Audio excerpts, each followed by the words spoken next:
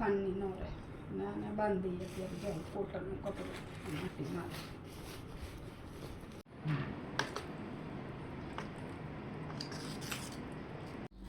જો આપણે સાલું ખેડાઈ ગઈ છે 2 કેરીની પૂરી થઈ ગઈ સાલું ખેડાઈ ગઈ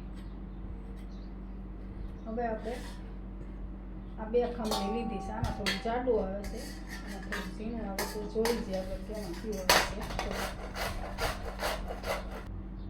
લગભગ આવશે એમ તો ઓગળી જાય આને એટલે આનું શું બનાવવાનું છે મુરબો છે આને આ રીતે પ્રોસેસ કરવાના ખમણી સારી પહેલાં કાઢી નાખવાની આમાં આપણે હળદર ને મીઠું નાખી મીઠાનું પાણી કાઢી નાખી થોડી ખટાશ નીકળી જાય ને પછી ખાંડ ખટાશ પાણી કાઢી હવે જો આ મીઠું દળેલું આવે ને ઓગળતા વાર ન લાગે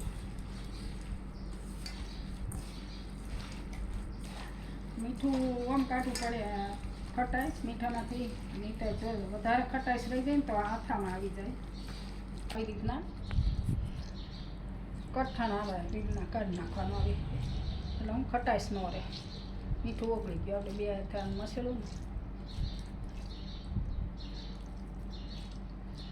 જેટલી ખટાશ ઓછશે ને એટલું મીઠું પણ ઓછું નીકળી જાય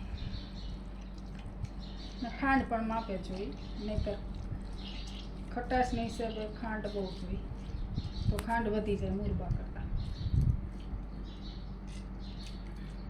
જો આપણે આ પાણી નીતાર નાખ્યું છે હવે આમાં ખાંડ નાખી દઈએ આપણે આ 2 કિલો વજન કર્યો છે ખાંડનો એટલે આપણે તો કિલો કેરી હતી એટલે કદાચ 500 ગ્રામ હારે સુંદર લીધું છે કેરીમાં એટલે 500 ગ્રામ હારે ખાંડ નાખીશ જજ નથી નાખી હવે 60 જેવું થઈ જાય બસ એટલી તમે હુકા મેળવી ધાબા ઉપર એટલે હુવા ટાણે લઈ લેવાનું રૂમમાં બસ સવારે સરખો નીકળતે મેળવવાનું તમે કેવી રીતે બનાવશો તે પણ કહેજો કોમેન્ટમાં અને બન્યા રહેજો પાછા 60 આવી જાય આપણે ઝારખંડમાં ભરશું ત્યારે હું કહીશ અમે ખાલી સમસો લઈને ખાંડ હલાવી નાખી છે આમાં એટલે અડધી ફરતી ઓગળી ગઈ છે અત્યારે હવે 5 થવા આવ્યા છે ને એટલે અત્યારે નથી મૂકવું એટલે સવારે હલાવીને સવાર સાંજ હલાવતું રહેવાનું એટલે કણી ખાંડની ન રહે ને આને બાંધી દઈએ ત્યારે જાઉં કોટનનું કપડું માટી મારે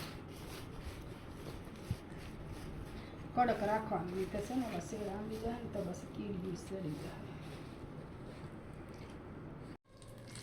જો આપણે આ મુરબો સાહી આવી ગઈ છે આપણે તડકા સાહીમાં હતો ને 5 દિવસ રાખ્યો આપણે થોડુંક વાદળ સાહી વાતાવરણ હતું થોડુંક લેટ થઈ ગયું હતું ને આમાં એટલે આમાં ઘણા ચટણી હોત ઉમેરે કાશ્મીરી પણ આપણે એ નથી ઉમેરવાનું ખાલી આપણે મરી ભાંગી અધકચરી ખાઈ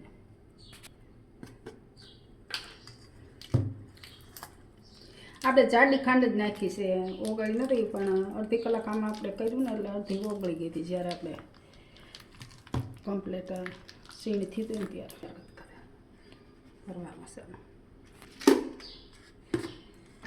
જેવું થયું હોય છે આપણે થોડુંક સાહણી બળી જાય તો ત્યાં થોડુંક આ કેરીનો ચૂંદોની મસ્ત થઈ ગયું સરસ થઈ ગયું આપણે લોહીમાં ફ્રીજમાં રાખીએ ગાયને બહાર રહ્યા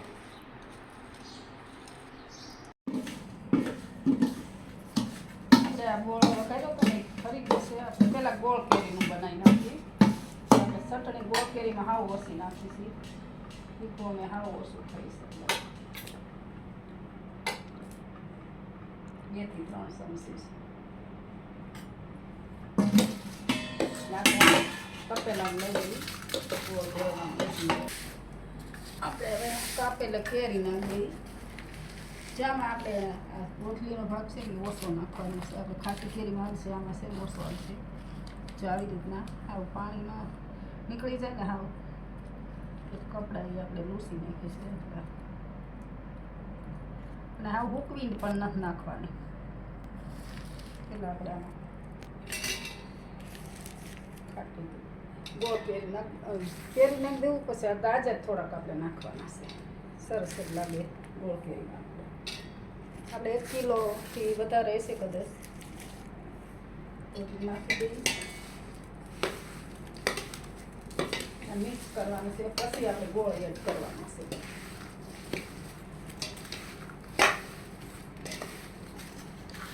મીઠું ખારસ પકડી જાય તો ગોળ ન મજા આવે. આપણે જો 1 કિલો ગોળ આપણે શાકાઈથી વાવી પડશે.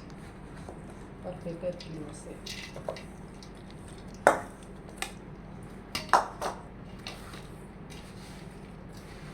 આપણે 1.5 કિલો હારા એ કેરી છે અને થોડાક ગાજર 150-200 ગ્રામ.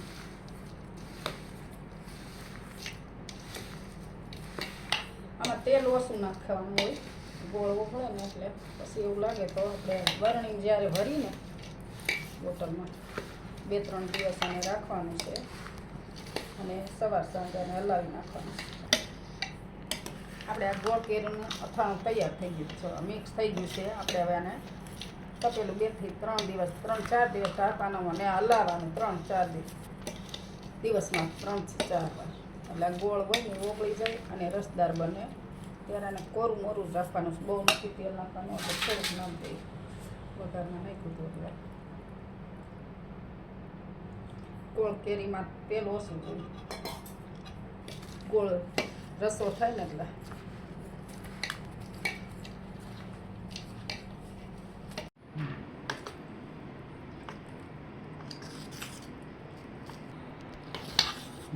આપણે આ ગોળ કેરીનું અથાણું કમ્પ્લીટ થઈ ગયું છે. 3 દિવસમાં ઓગળી ગયું છે. એટલે આપણે કાચની બળી કરી દઈએ. રસદાર મસ્ત થઈ ગયું છે. ગોળની